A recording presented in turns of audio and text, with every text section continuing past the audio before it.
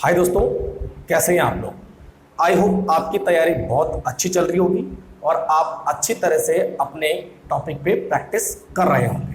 ठीक है दोस्तों, कल मैंने आपके लिए जेडबल और नीट की सीरीज यानी क्रैश कोर्स शुरू किया है, जिसमें मैंने नाइट्रोजन कंटेनिंग कंपाउंड खत्म कर दिया है। उसमें एक इंपॉर्टेंट चीज मैं बताना भूल गया। नाइट्रोजन वाले चैप्टर से मोस्ट ऑफ क्वेश्चन नाइट्रोजन की बेसिसिटी से आता है। ठीक है, और बेसिसिटी पे मैंने कई सारे वीडियो बना रखे हैं, वो भी नाइट्रोजन कंटेनिंग कंपाउंड की बेसिसिटी पे। तो अगर आपको उन वीडियो का लिंक चाहिए तो मैं आपको डिस्क्रिप्शन में दे दूंगा, उनकी भी आप प्रैक्टिस कीजिए। ठीक है दोस्तों, आज की सीरीज में हम लोग बात करेंगे अल्कोहल, फिनॉल और ईथर के कंसेप्ट पे। ठीक है दोस्तों, तो चलिए आप जो है कॉपी पेन लेके तैयार हो जाइए। तो हम लोग बात करते हैं अल्कोहल, फिनॉल एंड ईथर। तो मैं बात करता हूं concept number one. Concept number one, same concept मैं आपको बता रहा हूं कि अल्कोहल, फिनॉल, ईथर से सबसे ज्यादा जो क्वेश्चन होते हैं वो आते हैं एसिडिटी ऑफ फिनॉल। ठीक है दोस्तों, कि फिनॉल में कई सारे कंपाउंड आपको दिए होते हैं, ये बताता कौन ज्यादा एसिडिक है, एसिडिक ऑर्डर क्या होता है, कौन कम एसिडिक है, इस तरह के क्वेश्चन आते हैं। इस पर मैंने 2 या 3 वीडियो, लगभग 3 या 4 वीडियो मैंने बना रखे हैं, तो उसका लिंक मैं आपको डिस्क्रिप्शन में दे दूंगा। वहां से आप एसिडिटी के सारे कंसेप्ट सीख सकते हैं। ठीक है, तो यहां मैं इसको नहीं बताने वाला। ठीक है दोस्तों, तो दूसरा कॉन्सेप्ट हमारे पास है, सीधे चलते हैं दूसरे कॉन्सेप्ट की तरफ। कॉन्सेप्ट नंबर 2 हमारे पास है, देखिए, डिहाइड्रेशन ऑफ अल्कोहल है दोस्तों। डिहाइड्रेशन ऑफ अल्कोहल, ठीक है। जब भी हम अल्कोहल का डिहाइड्रेशन करेंगे तो क्या बनेगा, देखिए, मान लिया जाए मेरे पास है CH3CH2OH, और सब लोग जानते हैं डिहाइड्रेशन का मतलब होता है रिमूवल ऑफ वाटर, यानी वाटर मॉलिक्यूल निकल जाएगा। और जब किसी अल्कोहल से वाटर मॉलिक्यूल निकल जाता है तो क्या बनता है, हमेशा एक एल्कीन बनती है और वाटर मॉलिक्यूल रिमूव हो जाता है। ये तो पहली बात होगी। दूसरी बात, जब भी डिहाइड्रेशन करेंगे तो कुछ डिहाइड्रेटिंग एजेंट का हम यूज करेंगे, और वो डिहाइड्रेटिंग एजेंट है या तो हम कॉन्संट्रेटेड H2SO4 यूज करेंगे, या Al2O3 एल्यूमिना यूज करेंगे, या H3PO4 हम यूज करेंगे। ठीक है, फॉस्फोरिक एसिड, एल्यूमिना या H3PO4, तीनों में से कोई एक एजेंट आप यूज कर सकते हो for the dehydration of alcohol, और बनेगा। ठीक है दोस्तों, तो ये हो गया बेसिक।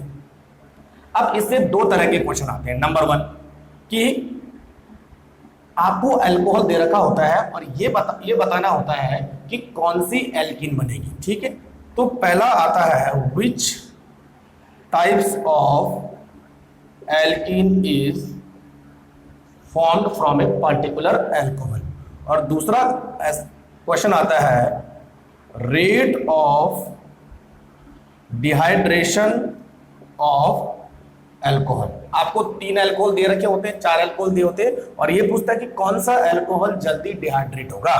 तो ये 2 क्वेश्चन आपको इससे मिलेंगे। ठीक है, अब देखिए 1 बाय 1 सॉल्व करते हैं, इतना समझ में आ गया। चलिए ठीक है, तो पहली बात करते हैं कि किस अल्कोहल से कौन सी टाइप की एल्कीन बनेगी। चलिए, मान लिया जाए मेरे पास एक अल्कोहल है CH3CH2 CHOH and CH3। ठीक है दोस्तों, और इसका हम करने वाले हैं डिहाइड्रेशन। ठीक है, तो जब डिहाइड्रेशन करेंगे तो फर्स्ट स्टेप में क्या होता है, देखो, जब डिहाइड्रेशन करते हैं तो फर्स्ट स्टेप में एक प्रोटॉन जो है इस पर अटैक करता है पहले स्टेप में। तो जब इस पर प्रोटॉन अटैक करेगा तो ये OH2 किस में कन्वर्ट हो जाएगा, OH2 में। ठीक है, और इस पर आ जाएगा प्लस चार्ज। सेकंड स्टेप में क्या होता है कि ये जो है एक अनस्टेबल मॉलिक्यूल है, तो ये इससे पूरी तरह से अलग हो जाता है। ठीक है, तो यहां पर मैंने इसको अलग कर दिया, सेकंड स्टेप हो गया। अब जब अलग हो जाता तो ये यहां पर एक कार्बोकैटायन बनेगा, यानी जब भी अल्कोहल का डिहाइड्रेशन होगा तो एक अल्कोहल पहले कार्बोकैटायन में कन्वर्ट हो जाएगा। अब देखिए कौन सा कार्बोकैटायन है, सेकेंडरी कार्बोकैटायन है। यहां भी जाएगा तो प्राइमरी कार्बोकैटायन, यहां जाएगा तो सेकेंडरी कार्बोकैटायन। तो कार्बोकैटायन अपने आप को स्टेबल करेगा, लेकिन यहां पर ये कार्बोकैटायन मैक्सिमम स्टेबल है। अब हमें क्या करना है कि हाइड्रोजन निकालना है। तो हाइड्रोजन निकालने के लिए हमें हमेशा क्या देखना होता है, बीटा कार्बन। तो जिस कार्बन पे प्लस चार्ज हो अल्फा कार्बन और उसके बगल वाले कार्बन होंगे बीटा कार्बन, ठीक है। तो हाइड्रोजन हमेशा बीटा कार्बन से रिमूव होगा, लेकिन कौन से बीटा कार्बन से रिमूव होगा, यहां से रिमूव होगा तो 1 ब्यूटीन और यहां से रिमूव होगा तो 2 ब्यूटीन, ठीक है। तो यहां पर आपको इस्तेमाल करना है सेट-जेफ रूल, ठीक है दोस्तों। तो सेट-जेफ रूल ये बोलता है कि hydrogen will remove from the that carbon having laser number of hydrogen, यानी उस कार्बन से रिमूव होगा जिसमें नंबर ऑफ हाइड्रोजन कम होगी। तो अब इन दो बीटा कार्बन को आपको कंपेयर करना है। तो किस कार्बन के बाद हाइड्रोजन कम है, इस कार्बन के हाइड्रोजन कम है, तो यहां से एक हाइड्रोजन निकल जाएगा और यहां पे लग जाएगा डबल बॉन्ड। तो इसका आंसर हो जाएगा 2 ब्यूटीन, न कि 1 ब्यूटीन। इस तरह आपको सॉल्व करना है। चलिए एक और एग्जांपल में आपको देखता हूं, समझ में आ गया होगा। मान लीजिए हमारे पास इस तरह का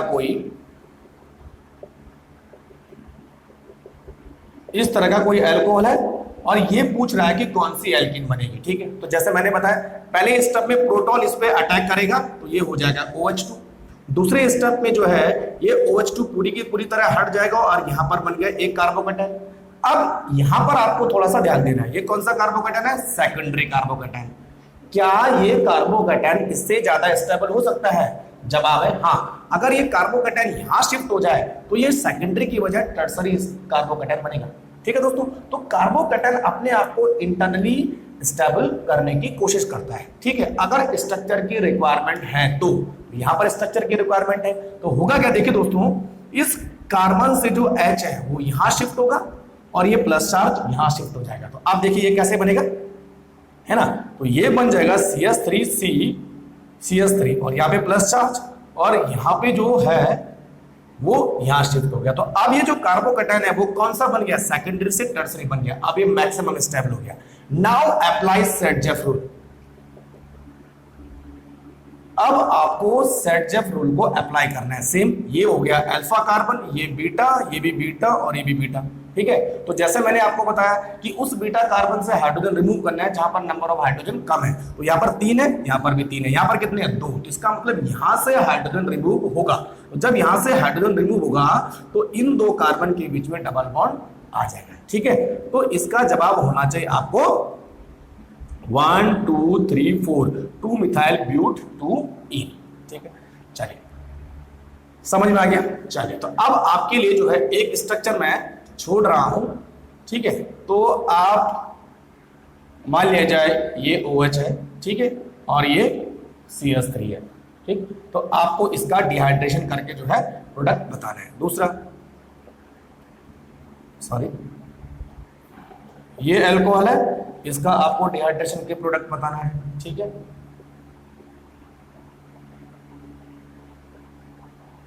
ये एक अल्कोहल है, इसका डिहाइड्रेशन करके आपको प्रोडक्ट बताना है। आप नोट कर लीजिए, आप प्रैक्टिस कीजिए, फिर मैं आपको बताऊंगा, ठीक है। चलिए कॉन्सेप्ट यही रहेगा, सेम टू सेम। तो ये हो गया कि पर्टिकुलर टाइप की एल्कीन कौन सी बनेगी, ठीक है। कार्बोकेटाइन आपको स्टेबल करना है। नेक्स्ट उसके बाद आता है हमारे पास कि कौन सा अल्कोहल जल्दी रिएक्ट करेगा, ठीक है। Rate of dehydration, rate of dehydration, ठीक है दोस्तों। अब देखिए जो रेट ऑफ डिहाइड्रेशन है, जैसे मैंने आपको बताया था कि मान लिया जाए कोई अल्कोहल है CH3 CH2 OH, ठीक है, और दूसरा अल्कोहल आपके पास CH3 CH OH and CH2 OH, ठीक है। एक ये अल्कोहल है, इसको मैं 3 ही कार्बन का कर देता हूं। एक ये अल्कोहल है और दूसरा ये अल्कोहल है, ठीक है। सॉरी ये इधर को होगा, ठीक है। ये 3 कार्बन का अल्कोहल, 3 कार्बन का सिमिलर चीज, ठीक। अगर आपको पूछा जाए कि इन दोनों में से किसका रेट ऑफ डिहाइड्रेशन जल्दी होगा तो वो किस पे डिपेंड करेगा दोस्तों, वो डिपेंड करेगा कार्बोकैटायन स्टेबिलिटी। नोट कर लीजिए, कार्बोकैटायन की स्टेबिलिटी पे डिपेंड करेगा। जिस अल्कोहल का कार्बोकैटायन जितना स्टेबल होगा उसका रेट ऑफ डिहाइड्रेशन उतना ही फास्ट होगा। अब कार्बोकैटायन कैसे बनेगा, जैसे मैंने आपको कहा था कि ये जो अल्कोहल है वो पहले क्या करेगा, H को एक्सेप्ट करेगा, है ना। तो H को एक्सेप्ट करके क्या बना OH2, यहाँ भी OH2। उसके बाद क्या होगा, ये OH2 निकल जाएगा और अल्कोहल किस में कन्वर्ट हो जाएगा, इस कार्बोकैटायन में। अब देखिए यहां पर कौन सा कार्बोकैटायन बना, सेकेंडरी कार्बोकैटायन। यहां पर कौन सा कार्बोकैटायन बना, प्राइमरी कार्बोकैटायन। हम सब लोग जानते हैं secondary carbocation is more stable then primary carbocation, तो इसका रेट ऑफ डिहाइड्रेशन फास्ट होगा और इसका इसके कंपैरिजन में स्लो। ठीक है, चलिए तो इस तरह आपको कार्बोकैटायन देखना है, यानी अल्कोहल से आप OH हटा दीजिए और उसका कार्बोकैटायन आप फाइंड आउट कर लीजिए कि उसकी स्टेबिलिटी क्या है। चलिए अब देखिए, मान लिया जाए एक ये है और दूसरा ये है। अब आपको पूछा जाए कि इनमें जो है रेट ऑफ डिहाइड्रेशन किसका जल्दी होगा, तो आपको क्या करना है, ये हटाओ प्लस चार्ज, यहाँ पे ये हटाओ प्लस चार्ज। ये कौन सा कार्बोकैटायन है, सेकेंडरी। ये कौन सा कार्बोकैटायन है, प्राइमरी। तो जो है इस कार्बोकैटायन यानी इस अल्कोहल का रेट ऑफ डिहाइड्रेशन फास्ट होगा, इसका स्लो होगा। ठीक है, चलिए ये भी हो गया। नेक्स्ट अगर मैं आपको पूछूं CH2OH है ना दोस्तों, और यहां पर है CH2OH और ये तीसरा है CH2 double bond CH and CH2OH। इन तीनों में रेट ऑफ डिहाइड्रेशन का ऑर्डर क्या होगा। चलिए अब देखिए, आपको क्या करना है, OH को हटाना है और सब पे आपको प्लस चार्ज लगा देना है। ठीक है, अब देखिए अब इन कार्बोकैटायन के स्टेबिलिटी ऑर्डर पे आप जो है रेट ऑफ डिहाइड्रेशन पता कर सकते हैं। देखिए यहां पर जो कार्बोकैटायन है वो कौन सा है, प्राइमरी। यहां पर जो कार्बोकैटायन है वो कौन सा है, प्राइमरी। बट एक चीज ध्यान रखनी, यहाँ पे जो कार्बोकैटायन है वो रिजोनेंस की कंडीशन में है, तो प्राइमरी होते हुए भी ये एलाइलिक है। ठीक है, और एलाइलिक की जो स्टेबिलिटी होती है वो टर्सरी कार्बोकैटायन से कहीं ज्यादा होती है। ठीक है, ठीक। अब यहां पर जो कार्बोकैटायन है वो प्राइमरी है, लेकिन किस टाइप का है, बेंजाइलिक कार्बोकैटायन है। तो सबसे ज्यादा स्टेबिलिटी इस कार्बोकैटायन की है, इसका मतलब इसका रेट ऑफ डिहाइड्रेशन फास्ट होगा, उसके बाद इसका और उसके बाद इसका। ठीक है, तो कार्बोकैटायन आपको ये भी देखना है कि क्या है, बेंजाइलिक है, एलाइलिक है, कहीं पे रेजोनेंस आ रहा है या कहीं पे रेजोनेंस नहीं आ रहा है। ठीक है, तो उस चीज का भी आपको ध्यान में रखना है। अगर आपको कार्बोकैटायन के स्टेबिलिटी ऑर्डर पे आपको लेक्चर चाहिए तो मैंने बना रखा है, वहां से आप कॉपी कर सकते हैं। ठीक, चलिए ये भी हो गया। तो ये दो क्वेश्चन आपको इस तरह से सॉल्व करने हैं। ठीक है दोस्तों, चलिए तो ये टॉपिक कंप्लीट। कॉन्सेप्ट नंबर 3, हाँ तो विच अल्कोहल गिव फास्ट रिएक्शन, उसके बाद ये हो गया। हाँ जी, नेक्स्ट है एडोफॉर्म रिएक्शन। कई बार क्वेश्चन आता है इससे, एडोफॉर्म रिएक्शन ऑफ अल्कोहल। वैसे एडोफॉर्म रिएक्शन जो है किसके लिए होती है, अगर मैं आपको बता दूं, एडोफॉर्म रिएक्शन उन कंपाउंड के लिए होती है जिनमें कौन सा ग्रुप होता है, CH3CO ग्रुप।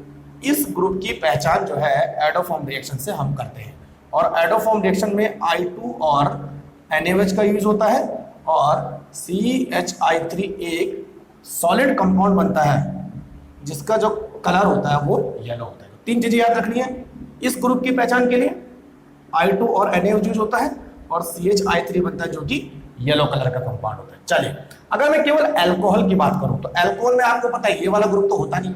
ठीक है, तो कौन सा अल्कोहल देगा और कौन सा अल्कोहल एडोफॉर्म रिएक्शन नहीं देगा, इस टाइप के क्वेश्चन आते हैं। ठीक है, तो मान लीजिए हमारे पास CH3OH एक मिथेनॉल है, एक है CH3CH2OH और एक है CH3CH2OH। ठीक है, ये तीन टाइप के अल्कोहल है और आपको पूछा जाता है कि इसमें एडोफॉर्म रिएक्शन कौन देगा और कौन नहीं देगा। ठीक है दोस्तों, तो जब भी एडोफॉर्म रिएक्शन की बात आएगी आपको क्या करना है, इसका ऑक्सीडेशन करना है, और अगर ऑक्सीडेशन के बाद आपको मिथाइल कीटोन ग्रुप मिल जाता है तो एडोफॉर्म रिएक्शन देगा, और अगर मिथाइल कीटोन ग्रुप नहीं मिलता है तो एडोफॉर्म रिएक्शन नहीं देगा। चलिए इसका ऑक्सीडेशन करते हैं तो क्या बनता है, फॉर्मेल्डिहाइड। इसका ऑक्सीडेशन करते हैं तो क्या बनता है, एसिडल्डिहाइड। इसका ऑक्सीडेशन करते हैं तो क्या बनता है, प्रोपेनल्डिहाइड। अब देखो मिथाइल कीटोन किस में आ रहा है, देखो इसमें आ रहा है, नहीं आ रहा है, तो ये एडोफॉर्म रिएक्शन नहीं देगा। इसमें आ रहा है, देखो आ रहा है ना मिथाइल कीटोन ग्रुप, तो ये एडोफॉर्म रिएक्शन देगा। इसमें आ रहा है, नहीं आ रहा है, क्योंकि CH2 ग्रुप है, नॉट CH3। ध्यान रखना है CH2 नहीं होना चाहिए, CH3 होना चाहिए। यानी जो CO कार्बोनिल ग्रुप है वो CH3 के साथ अटैच होना चाहिए, न कि CH2 के साथ। तो ये भी एडोफॉर्म रिएक्शन नहीं देगा। ठीक है, तो समझ में आ गया कौन एल्कोहल एडोफॉर्म रिएक्शन देगा, कौन नहीं देगा। चलो, अगर मैं आपको पूछूं कि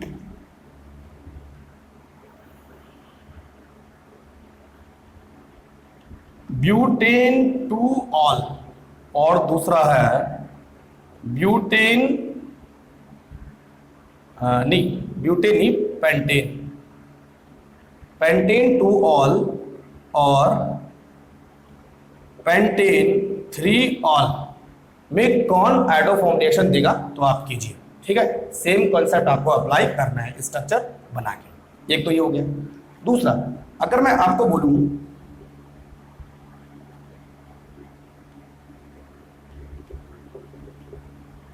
ये वाला कंपाउंड एडोफॉर्म रिएक्शन देगा, नहीं देगा।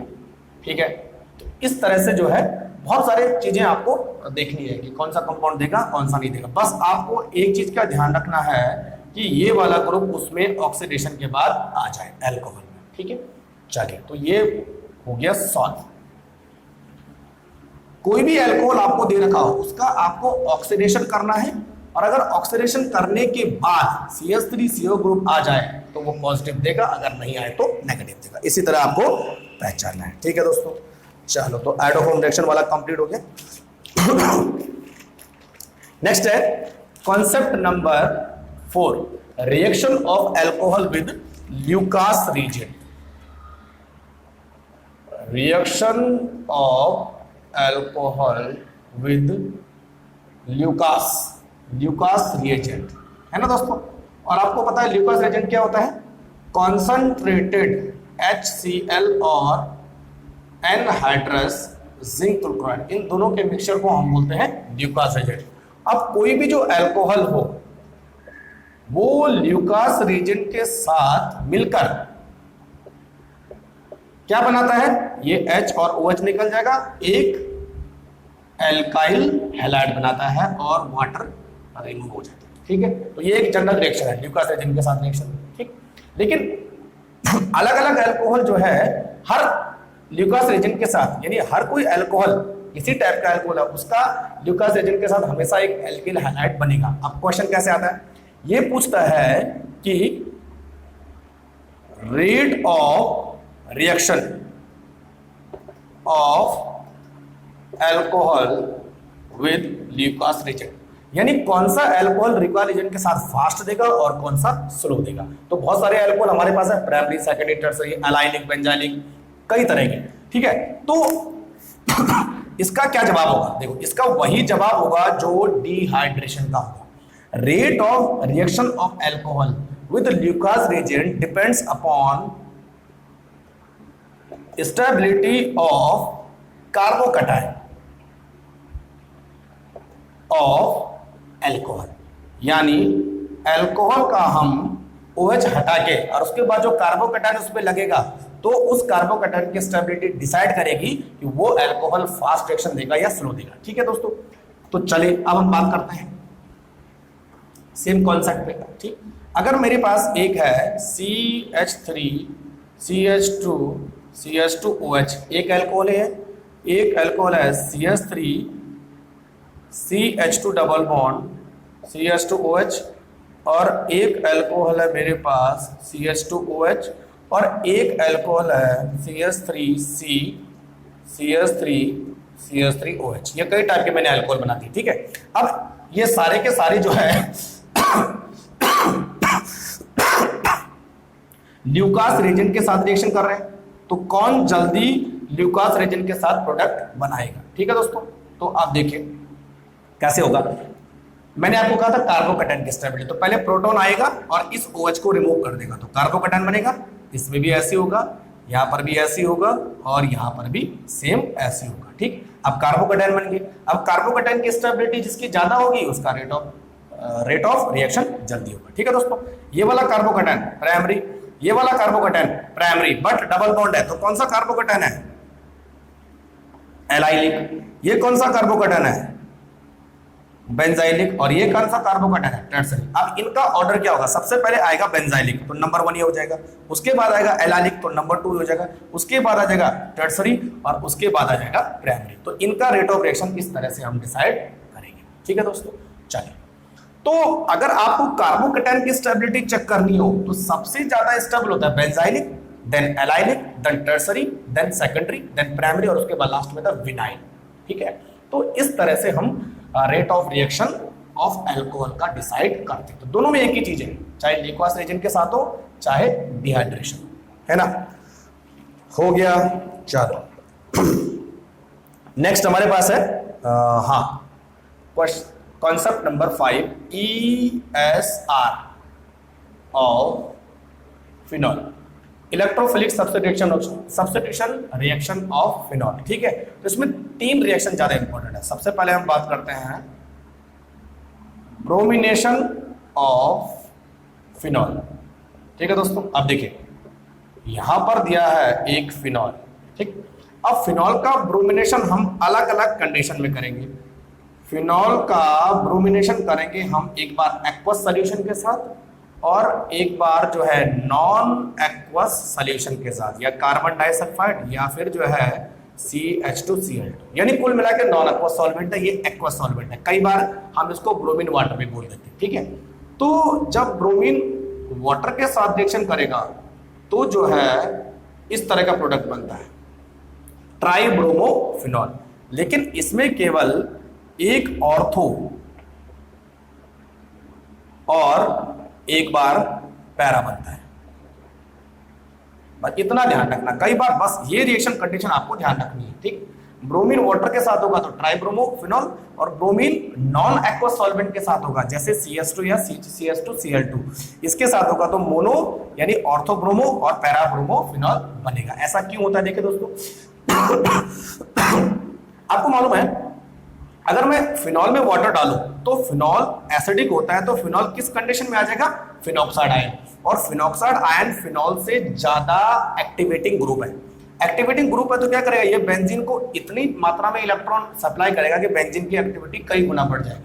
तो बेंजीन का मोनो और डाई प्रोडक्ट न बनके सीधे ट्राइब्रोमो डेरिवेटिव प्रोडक्ट बनेगा, जबकि इस कंडीशन में फिनॉक्साइड आयन नहीं बन पाता क्योंकि नॉन एक्वस सॉल्वेंट है, इसीलिए केवल मोनो सब्स्टिट्यूटेड फिनॉल बनेगा।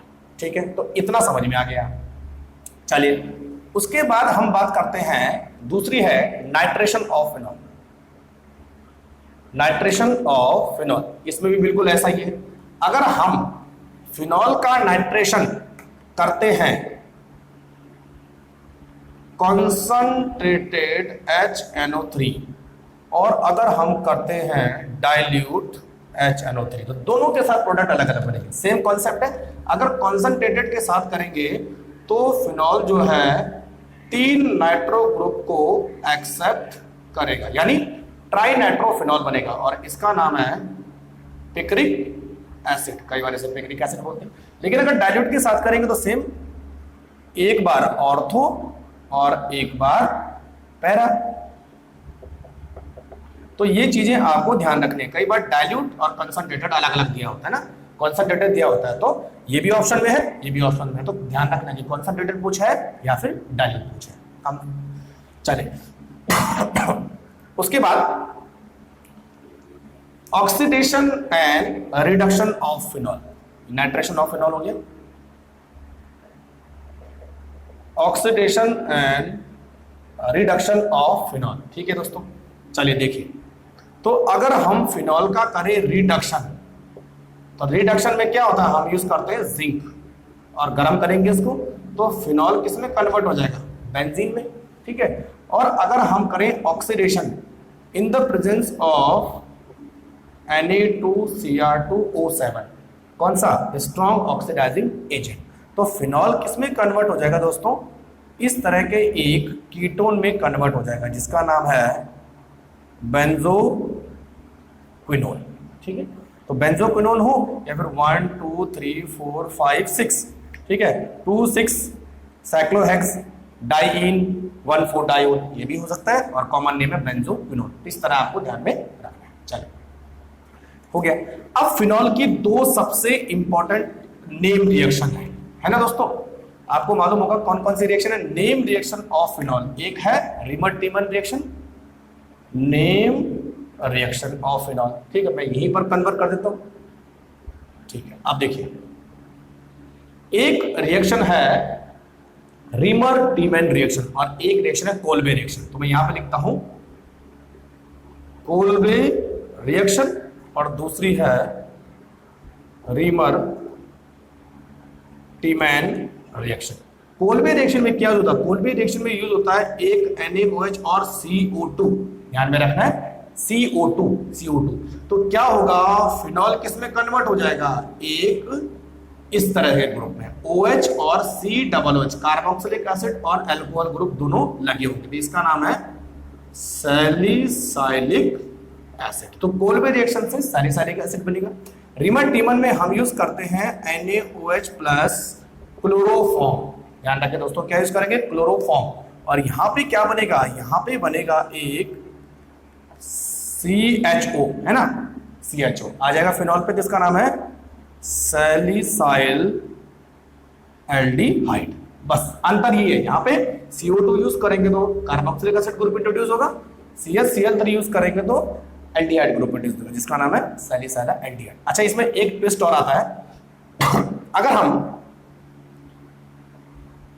क्लोरोफॉर्म की जगह कार्बन टेट्राक्लोराइड यूज करते हैं तो दोबारा से हमें क्या मिल जाएगा, एक सैलिसाइलिक एसिड मिल जाएगा। लेकिन ध्यान रखिए वो रिएक्शन भी रिमर टीमन रिएक्शन ही होगी। तो चाहे आप कार्बन टेट्रा यूज करो चाहे आप क्लोरोफॉर्म, दोनों का नाम रिमर टीमन रिएक्शन है, लेकिन कार्बन टेट्राक्लोराइड में सैलिसाइलिक एसिड बनेगा और क्लोरोफॉर्म के साथ ही सैलिसाइलिक एल्डिहाइड बनेगा। इतना कंफर्म हो गया। चलिए, तो ये तीन रिएक्शन आपको ध्यान में रखनी है। अब इसमें एक इंपॉर्टेंट चीज आती है, कई बार पूछा भी जाता है कि अगर हम सैलिसाइलिक एसिड का करते हैं एसाइलेशन, और एसाइलेशन के लिए हमें जरूरत पड़ेगी एसिटिक एनहाइड्राइड की। तो एसिटिक एनहाइड्राइड होगा तो क्या होगा, OH का एसाइलेशन हो जाएगा, है ना। तो जब OH का एसाइलेशन हो जाएगा तो यहां पर देखिए OCO CH3 ऐसा आ जाएगा और COOH ग्रुप जैसा था वैसा। तो सैलिसाइलिक एसिड का हमने एसाइलेशन कर दिया, तो इसका नाम पड़ेगा एसिटाइल सैलिसाइलिक एसिड। और सब लोग जानते हैं एसिटाइल सैलिसाइलिक एसिड क्या है, एक दवाई है, मेडिसिन है, जिसका नाम है एस्प्रिन। तो इसको हम केमिकली बोलते हैं acetyl salicylic acid, also known as aspirin. तो ये इस मेथड से बनती है। चलिए, कई बार ये कन्वर्जन में पूछ लेते हैं। कंप्लीट हो गया। तो फिनॉल में इतना ही आपको करना है, ठीक है। अच्छा, एक और इंपॉर्टेंट चीज आती है, कई बार पूछ लेता है कि फिनॉल किसी कंपाउंड में है तो फिनॉल को डिटेक्ट करने का क्या तरीका है। देखिए दोस्तों, जो फिनॉल होता है वो FeCl3 इसके साथ जो है वॉलेट कलर का एक कंपाउंड बनाता है। तो फिनॉल के डिटेक्शन में FeCl3 सबसे इंपॉर्टेंट रोल प्ले करता है। जहां जहां फिनॉलिक कंपाउंड होता है वहां अगर आप FeCl3 डाल दो, एक वॉलेट कलर का कंपाउंड बनता है। इससे पता चलता है कि वहां पे जो है फिनॉलिक कंपाउंड है या फिनॉल है। तो ये आपको याद रखना है। तो चलिए, तो फिनॉल के बारे में सारी इंफॉर्मेशन कंप्लीट है ना। तो एल्कोहल हो गया, फिनॉल हो गया। अब आता है ईथर। फिनॉल कंप्लीट है ना दोस्तों। अच्छा, एक और इसमें इंपॉर्टेंट चीजें हैं। कॉन्सेप्ट नंबर 6, जितने भी एल्कोहल है, हाँ चलो है, प्रिपरेशन है ना, preparation of alcohol from alkene. इसमें भी कई बार क्वेश्चन पूछ लेता है कि एल्कोहल से हमें एल्कीन से हमें एल्कोहल बनाना है तो कौन कौन से मेथड है। चलिए, तो मैं यहां पर लिख देता हूं CH डबल बॉन्ड, ये नहीं होगा है, हाँ CH2 सिंगल बॉन्ड CH और CH2 है ना। तो इसका नाम है 1 2 3 फिनाइल प्रोप 1 इन। ठीक, अब इसको मैं तीन तरह से एल्कोहल बनाऊंगा, 1 2 और 3 है ना। 3 आपको ध्यान देने कैसे। अगर इस एल्कीन का करता हूं मैं एसिड कैटालाइज हाइड्रेशन, तो जो एल्कोहल है वो कौन सा बनेगा, इसमें ये इंपॉर्टेंट है। तो ये एल्कोहल बनेगा CHOH CH2 CH3, ये वाला अल्कोहल बनेगा। यानी ये जब कार्बोकैटायन में कन्वर्ट होगा तो मोस्ट स्टेबल कार्बोकैटायन कौन सा होगा? Benzylic carbocation. इसीलिए जो है जो OH है वो डायरेक्ट उस मोस्ट स्टेबल कार्बोकैटायन पे अटैच्ड हो जाएगा, तो हमारा अल्कोहल ये वाला बनेगा जब एसिड कैटालिस्ट। ठीक। दूसरी बात, अगर आप हाइड्रोबोरेशन ऑक्सीडेशन कर रहे हैं, ठीक है दोस्तों, तो आप हाइड्रोबोरेशन ऑक्सीडेशन में इन रिएजेंट का यूज करते हैं, तो जो अल्कोहल बनेगा वो हमेशा कौन सा होगा? एक प्राइमरी अल्कोहल होगा, ये वाला अल्कोहल बनेगा। ध्यान रखिए कौन से प्रोडक्ट चेंज हो रहे हैं रिएक्शन की कंडीशन चेंज करने में। लेकिन अगर आप मर्क्यूरिक एसिटेट यूज करते हैं इस तरह से, तो जो अल्कोहल बनेगा वो होगा CH2 CHOH and CS, ये वाला अल्कोहल बनेगा। तो अलग अलग कंडीशन में अलग अलग टाइप का अल्कोहल बनता है। अब मैं इसको एक कंप्रेस कर लेता हूं। एसिड कैटालिस्ट में आपको मोस्ट स्टेबल कार्बोकैटायन पे OH लगाना है, तो मोस्ट स्टेबल कार्बोकैटायन कौन सा हुआ? ये हुआ, तो OH यहां लग जाएगा। इस केस में least stable carbocation, least stable carbocation कौन सा हुआ? ये वाला हुआ, तो वहां OH लग जाएगा। ये दोनों जस्ट एक दूसरे के अपोजिट करते हैं, है ना।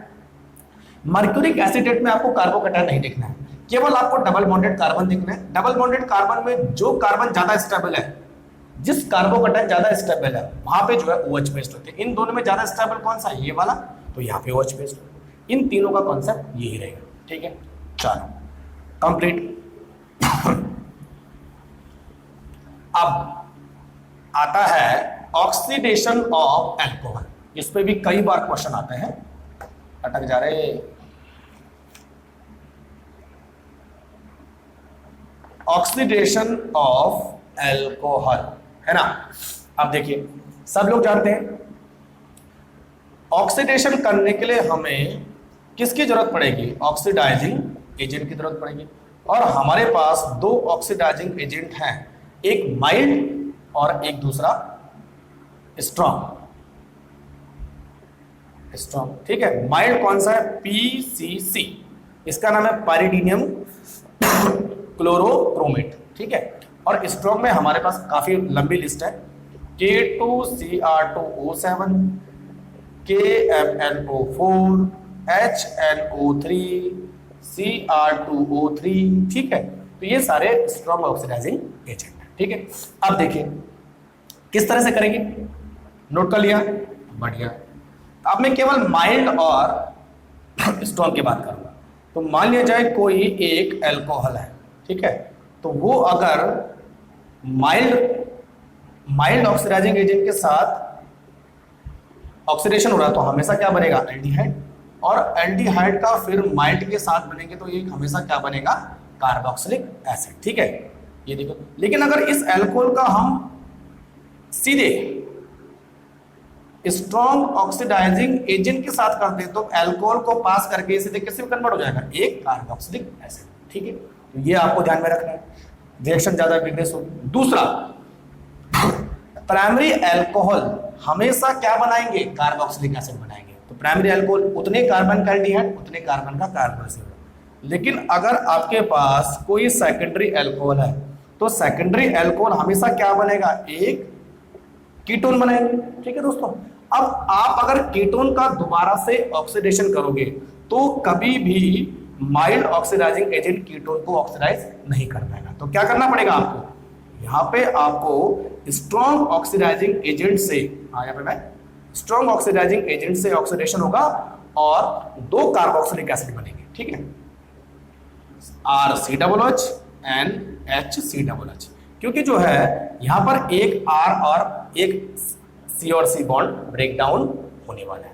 तो हमेशा जब भी कीटोन का ऑक्सीडेशन करेंगे तो दो कार्बोक्सिलिक एसिड बनेंगे। ठीक है दोस्तों, इसमें एक इंपॉर्टेंट चीज और है कि अगर हम किसी टर्सरी अल्कोहल का ऑक्सीडेशन करने की कोशिश करेंगे इन नॉर्मल कंडीशन तो कभी भी ऑक्सीडेशन वो नहीं होगा, चाहे आप इसमें माइल्ड या स्ट्रॉन्ग ऑक्सीडाइजिंग एजेंट यूज करो तो ऑक्सीडेशन नहीं होगा। अगर आपको इसका ऑक्सीडेशन करना है तो आपको क्या करना पड़ेगा? यहां पर जो है एक स्ट्रॉन्ग ऑक्सीडाइजिंग एजेंट की जरूरत पड़ेगी, साथ में आपको ड्रास्टिक कंडीशन यानी ड्रास्टिक कंडीशन, जैसे आपको टेम्परेचर और प्रेशर बढ़ाना पड़ेगा, तब जाके ये जो है मिक्सचर ऑफ कार्बोक्सिलिक एसिड में कन्वर्ट हो जाएगा। ठीक है, तो ये आपको ध्यान में रखना है। चलिए, अच्छा यहां पे एक इंपॉर्टेंट चीज और आती है, जब भी किसी कीटोन का ऑक्सीडेशन होता है तो हमेशा 2 कार्बोक्सिलिक एसिड बनेंगे। ठीक है, अगर सिमेट्रिकल कीटोन है, जैसे मान लिया जाए ऐसा कीटोन है और इसका आप ऑक्सीडेशन करते हैं, तो यहां से तोड़ो चाहे यहां से तोड़ो, ठीक है, अगर यहां से तोड़ोगे तो 1 कार्बन और 2 कार्बनिक एसिड, यहां से भी आप ब्रेक डाउन करोगे तो इधर 1 कार्बन इधर 2 कार्बन एसिड, कुल मिला के बात एक ही बनेगी कि ये 1 कार्बन का कार्बोक्सिलिक एसिड और दूसरे कार्बन का 2 कार्बन का कार्बोक्सिलिक एसिड बनेगा। लेकिन प्रॉब्लम तब आती है जब हमारे पास n सिमेट्रिकल कीटोन हो, ऐसा कोई कीटोन हो, तो तब क्या करोगे भाई? देखो देयर आर 2 कंडीशन, ऑक्सीडेशन करेंगे, अगर ये यहां से टूटा और ये यहां से टूटा तो प्रोडक्ट अलग अलग बनेंगे। देखो, अगर ए वाला मैं पाथवे फॉलो करता हूं तो क्या होगा, एक कार्बन का कार्बोक्सिलिक एसिड और एक 3 कार्बन का कार्बोक्सिलिक एसिड बनेगा। लेकिन अगर बी पाथवे फॉलो होता है तो 2 कार्बन के कार्बोक्सिलिक एसिड बनेंगे। तो अब किसको हम सही माने, क्योंकि प्रोडक्ट अलग अलग बन रहे हैं। ठीक है, यहां पर आपको अप्लाई करना है पॉप-ऑफ रूल। ठीक है, और पॉप-ऑफ रूल ये बोलता है जब किसी अनसिमेट्रिकल कीटोन का हम ऑक्सीडेशन करते हैं तो जो कार्बोनिल ग्रुप है वो हमेशा छोटे एल्काइल ग्रुप के साथ जाता है और उसी का प्रोडक्ट भी मेजर होगा। इसका मतलब इसका जो कार्बोनिल ग्रुप है किसके साथ आना चाहिए, मिथाइल ग्रुप के साथ आना चाहिए। तो ये बी वाला जो बॉन्ड है वो ब्रेक डाउन होगा, और जो बी वाला बॉन्ड ब्रेक डाउन होगा तो आंसर क्या होना चाहिए, ये दोनों। तो ये इन दोनों को मेजर बनेंगे और ये क्या होगा, माइनर बनेंगे। तो अगर आपके पास ऑप्शन में आए तो आपको हमेशा इस पॉप-अप रूल को ध्यान में रखना है। Concept clear? चलिए अब इसी में एक कॉन्सेप्ट है, देखो, ऑक्सीडेशन प्राइमरी अल्कोहल। ऑक्सीडेशन अभी मैंने कहा था कि ऑक्सीडाइजिंग एजेंट की प्रेजेंस में होता है, लेकिन ऑक्सीडेशन अगर हम कॉपर के साथ हाई टेम्परेचर यूज करें, ठीक है, तो भी अल्कोहल का ऑक्सीडेशन हो जाता है। तो प्राइमरी अल्कोहल बनाएगा एल्डिहाइड, सेम कॉन्सेप्ट है ना। सेकेंडरी अल्कोहल बनाएगा एक कीटोन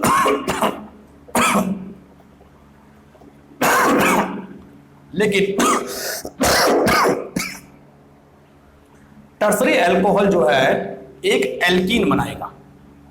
ये चीज हमेशा आपको थोड़ा सा ध्यान में रखनी है, क्योंकि टर्सरी अल्कोहल कभी भी कीटोन या कार्बोक्सिलिक एसिड नहीं बनेगा, वो क्या बनाएगा, ऑलवेज अल्कोहल।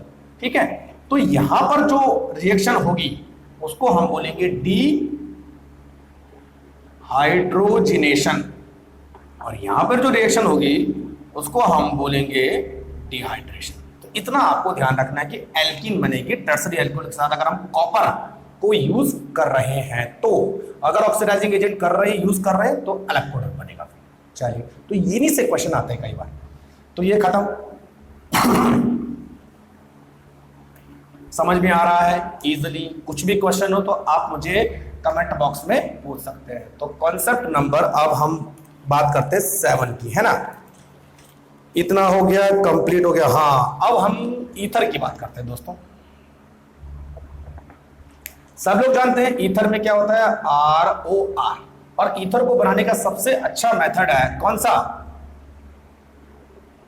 विलियमसन सिंथेसिस, है ना। अब देखो, विलियमसन सिंथेसिस पे भी कई बार क्वेश्चन आता है। ठीक होगा क्या, एक RONA सोडियम एल्कोक्साइड और एक एल्किल हैलाइड, ये 2 इंपॉर्टेंट रिएक्शन है।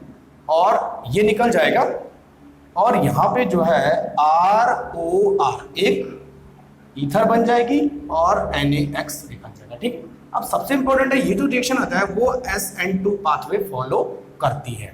अभी इसका मैं जिक्र करूंगा आगे क्या होता है। ठीक, अब इसमें क्वेश्चन कैसे बनते हैं देखिए, मान लिया जाए हमारे पास CH3ONA एल्किल हैलाइड आपने लिया CH3, तो होगा क्या, रिएक्शन भी सेम बनेगी CH3O CH3 है ना प्लस NaCl। अब ट्विस्ट क्या है देखिए, विलियमसन सिंथेसिस में ईथर के गुड यील्ड के लिए है ना, विलियमसन सिंथेसिस में ईथर के गुड यील्ड के लिए the alkyl halide must be primary. ध्यान रखिए है ना, अब मैंने क्यों बोला कि प्राइमरी, मस्ट बी प्राइमरी। अगर आपने एल्किल हैलाइड सेकेंडरी या टर्सरी लिया तो जो है ईथर की बजाय क्या बनेगा, एक एल्कीन बनेगी। अब कैसे, ये सबसे इंपॉर्टेंट यहाँ पे है ना। चलिए मैं आपको बता देता हूं, बाकी देखिए एल्किल हैलाइड भी जोड़ देना है। एल्कोक्साइड आयन कोई भी आप ले सकते हैं। मान लीजिए आपने इस तरह का कोई एल्कोक्साइड आयन लिया CH3 और एल्किल हैलाइड आपने प्राइमरी लिया, तो क्या बनेगी, कौन सी ईथर बनेगी, ये वाली ईथर बन जाएगी इस तरह से। ठीक है, लेकिन अगर आपने उल्टा कर दिया मतलब एल्किल हैलाइड को आपने कर दिया टर्सरी, ये देखिए एल्किल हैलाइड को आपने कर दिया टर्सरी और इसको आपने प्राइमरी टर्सरी कोई भी लो, चलो मैं आप बात कर रहा हूं CH3ONA। ठीक है, आपने प्राइमरी लिया, तब यहां पर तब यहां पर ईथर नहीं बनेगी, तब यहां पर जो मेजर प्रोडक्ट होगा वो होगा एल्कीन। और कौन सी एल्कीन बनेगी, ये वाली एल्कीन बनेगी। ठीक है दोस्तों, तो इस तरह प्लस एक ईथर भी बनेगी, लेकिन ईथर की जो यील्ड होगी वो कम होगी। ठीक, तो जैसे जैसे हम जो है एल्किल हैलाइड को सेकेंडरी करेंगे तो ईथर कम बननी स्टार्ट होगी, एल्किन ज्यादा बनेगी। अगर हमने एल्किल हैलाइड को टर्सरी किया तो ईथर सबसे कम अमाउंट में बनेगी और एल्किन ज्यादा अमाउंट में बनेगी। इस चीज का आपको विशेष ध्यान रखना है, तो इसी से कई बार क्वेश्चन आ जाता है। ठीक है, तो एल्किल हैलाइड प्राइमरी ही होना चाहिए। चलिए ठीक, अब विलियमसन रिएक्शन ऐसी रिएक्शन है जिससे कि हम ईथर को सिमेट्रिकल और अनसिमेट्रिकल दोनों टाइप की ईथर हम बना सकते हैं। ठीक, चलिए, तो कई बार क्वेश्चन इस तरह आता है कि कौन सा ऑप्शन जो है ईथर को अच्छा बनाएगा, तो उसने क्या दे दिया, एक बार एल्किल हैलाइड प्राइमरी दिया, एक बार सेकेंडरी दिया, एक बार टर्सरी दिया। इधर एल्कोक्साइड आयन उसने प्राइमरी सेकेंडरी टर्सरी लगा, तो आपको क्या ढूंढना, हमेशा प्राइमरी एल्किल हैलाइड को ही ढूंढना है। चलिए उसके बाद आता है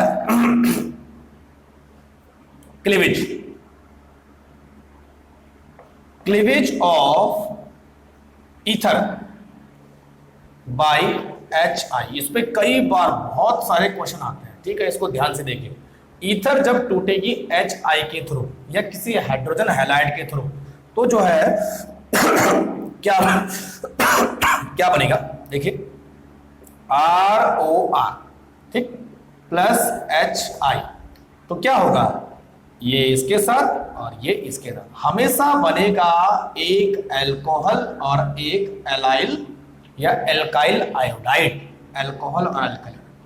अब ट्विस्ट कहां है, अगर R और R सिमिलर हुए तो अल्कोहल और एल्किल हैलाइड में कोई डिफरेंस नहीं होगा। मान लिया जाए CH3 CH2O CH2 and CH3 और आपने रखा HI। ठीक है, तो सिंपल सी बात है, यहां से तोड़ो चाहे यहां से तोड़ो, कोई फर्क नहीं पड़ने वाला। ठीक, तो सिमेट्रिकल ईथर में जो है एक एल्किल आयोडाइड बनेगा और एक अल्कोहल बनेगा। ठीक है दोस्तों, ये ध्यान रखना है। ठीक, अच्छा इसमें एक और इंपॉर्टेंट चीज है, अगर आप HI को एक्सेस में यूज कर रहे हैं, कई बार पूछा भी जाता है, तो जो अल्कोहल है, जो अल्कोहल बना है वो HI के एक मॉलिक्यूल के साथ रिएक्ट करके दोबारा से अल्कोहल को किसमें कन्वर्ट कर देगा, एल्काइल हैलाइड में। तो अल्टीमेटली जो प्रोडक्ट बनेगा वो एल्काइल हैलाइड बनेगा अगर आपने HI को एक्सेस में यूज किया। तो अगर एक्सेस में नहीं है तो अल्कोहल और एल्काइल हैलाइड ही बनेगा। इतना आपको ध्यान में रखना है। चलिए तो अभी अपने टॉपिक पे आते हैं कि अगर ईथर सिमेट्रिकल है तो एक एल्काइल हैलाइड और एक अल्कोहल बनेगा, इसमें कोई दिक्कत नहीं। अगर ईथर अनसिमेट्रिकल हुई तो तब क्या करेंगे, जैसे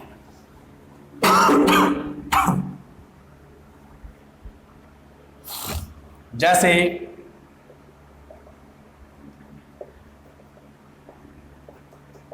आप बोलो जी, ठीक है, इसको आप तोड़ो HI के थ्रू, आप क्या बनेगा। अब देखिए दो पॉसिबिलिटी है, अगर आपने यहां से तोड़ा और दूसरी बार यहां से तोड़ा, तो पहली बार अगर यहां से तोड़ा तो ये वाला अल्कोहल है ना CH3 CH2 CH2OH, ठीक है, अगर A वाला टूट रहा है तो, और दूसरा कौन सा बनेगा CH3I, ये A वाला पाथवे है। अगर आपने B वाला बॉन्ड ब्रेक डाउन किया, ठीक है, तो B वाले बॉन्ड में क्या बनेगा CH3 CH2 CH2I, है ना, ये तो बनेगा, और प्लस CH3OH। तो अब समस्या ये है कि कौन सा पाथवे हम चूज करें, इसी टाइप के क्वेश्चन आते हैं, ठीक है। आप देखिए एक चीज आपको ध्यान रखनी है, कोई भी ईथर आपको दे रखी हो और ये बोला है कि HI के साथ रिएक्शन होगी तो कौन सा अल्कोहल और कौन सा आयोडाइड बनेगा, तो यहां पर अल्कोहल अलग बन रहा है, यहां पर अल्कोहल अलग बन रहा है, ठीक है। चलिए तो इसमें ईथर आपको देखनी है कि अगर ईथर में दोनों अल्काइल ग्रुप है ना, बोथ अल्काइल आर प्राइमरी, लेकिन अनसिमेट्रिकल, लेकिन दोनों ईथर में जो अल्काइल ग्रुप है वो कौन सा है, प्राइमरी अल्काइल ग्रुप है। तो जो न्यूक्लियोफाइल होगा, न्यूक्लियोफाइल मतलब I-, वो हमेशा छोटे अल्काइल ग्रुप के साथ जाना पसंद करेगा। तो इसका मतलब क्या हुआ, जो A वाला जो बॉन्ड वो हमेशा A पाथवे से ही टूटेगा। तो जब A पाथवे से टूटेगा तो एल्किल हैलाइड कौन सा बनेगा, हमेशा मिथाइल आयोडाइड बनेगा, और अल्कोहल कौन सा बनेगा, ये वाला अल्कोहल बनेगा। इसका मतलब इसके जो प्रोडक्ट होंगे वो ये वाले बनेंगे, ठीक। तो याद कर लीजिए कि अगर ईथर अनसिमेट्रिकल है और एक में जो है बड़ा एल्काइल ग्रुप है और एक में छोटा एल्काइल ग्रुप है, छोटा बड़ा, तो हमेशा जो I है या न्यूक्लियोफाइल है वो हमेशा छोटे एल्काइल ग्रुप के साथ ही जाएगा, ऑलवेज, ठीक है। अगर जो है दोनों प्राइमरी है तो, ठीक, तो आंसर हो जाएगा मिथाइल आयोडाइड एंड। ऐसा क्यों, क्योंकि यहां पे जो रिएक्शन होगी वो SN2 मैकेनिज्म से फॉलो होगी। चलिए नेक्स्ट, यहीं पे बता दो आपको, अगर ईथर में एक सेकेंडरी है ना, यहीं पे कर लेते हैं, अगर ईथर में एक सेकेंडरी और एक प्राइमरी एल्काइल ग्रुप इन्वॉल्व होता है तो तब क्या होगा, तब ये सेम कंडीशन अपना आपको रखना है, बोथ एल्काइल सॉरी अगर एक एल्काइल ग्रुप सेकेंडरी है और एक है उसका प्राइमरी, तो हमेशा जो न्यूक्लियोफाइल है वो भी उस समय भी हमेशा किस पे जाएगा, ऑलवेज प्राइमरी यानी छोटे एल्काइल ग्रुप के साथ वो जाना पसंद करेगा। तो इस केस में जो आंसर होगा हमारा वो क्या होने वाला है, देखिए CH3 CH2 CH and CH3, और यहां होगा OH प्लस CH3I, ठीक है। इतना ध्यान रखना कि अगर प्राइमरी और सेकेंडरी एल्काइल ग्रुप जुड़े हो तो I हमेशा प्राइमरी और छोटे एल्काइल ग्रुप के साथ जाना पसंद करेगा। चलिए हो गया। अब कॉन्सेप्ट एक और है, अगर ईथर में कोई टर्सरी एल्काइल ग्रुप जुड़ा हो तो, जैसे CH3CO CH2N CH3, और यहाँ है CH3 और CH3, ठीक है। अब देखिए ये वाला कार्बन टर्सरी है और ये वाला कार्बन प्राइमरी है, और इसकी रिएक्शन आप करवाते हो HI के साथ। अब थोड़ा सा कॉन्सेप्ट अलग हो जाएगा। अब ईथर में अगर कोई टर्सरी ग्रुप आ जाए तो जो न्यूक्लियोफाइल है वो हमेशा इस टर्सरी कार्बोकैटायन की तरफ जाना पसंद करेगा। क्यों?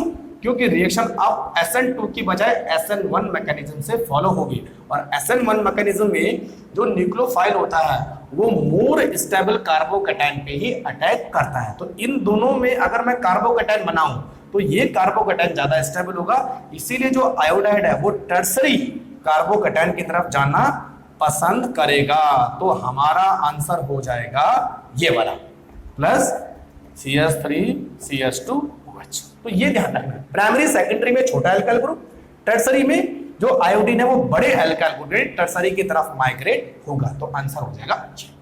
चलिए नेक्स्ट, इतना समझ में आ गया? ठीक,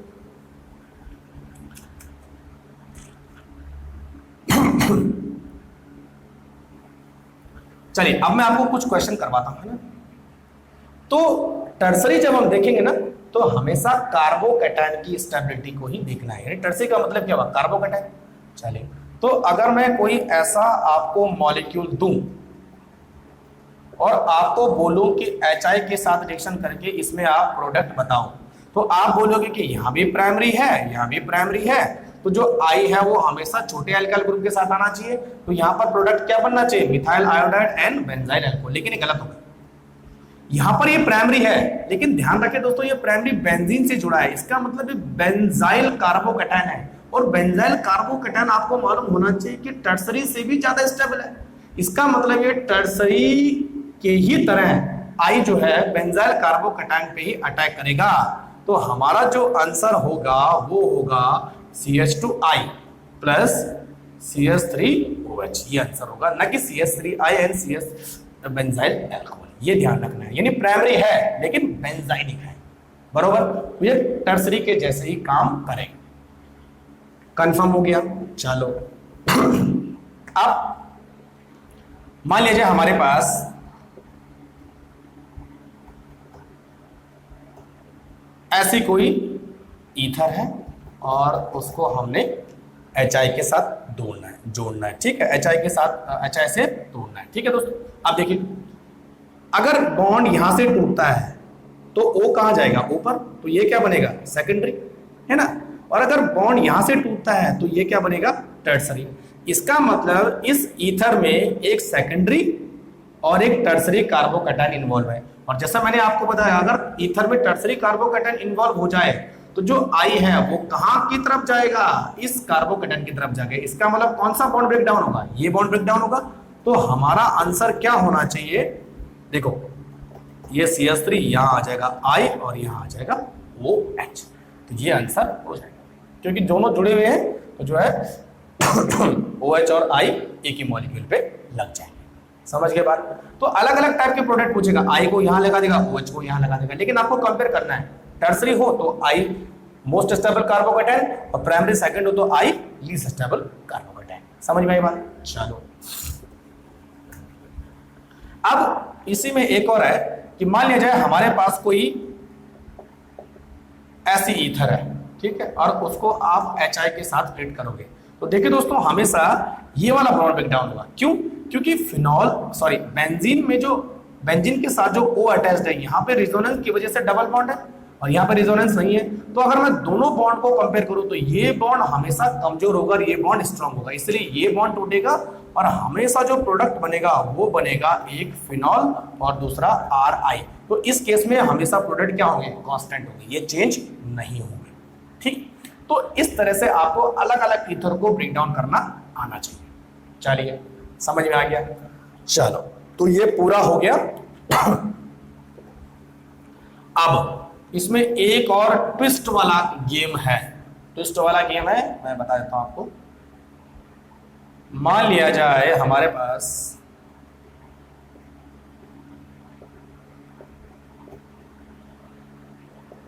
एक ऐसी ईथर है, इसको आपको HI से तोड़ना है, ये टर्सरी, ये प्राइमरी, ठीक है। अब यहां पे एक दो कंडीशन मैं आपको दे रहा हूं,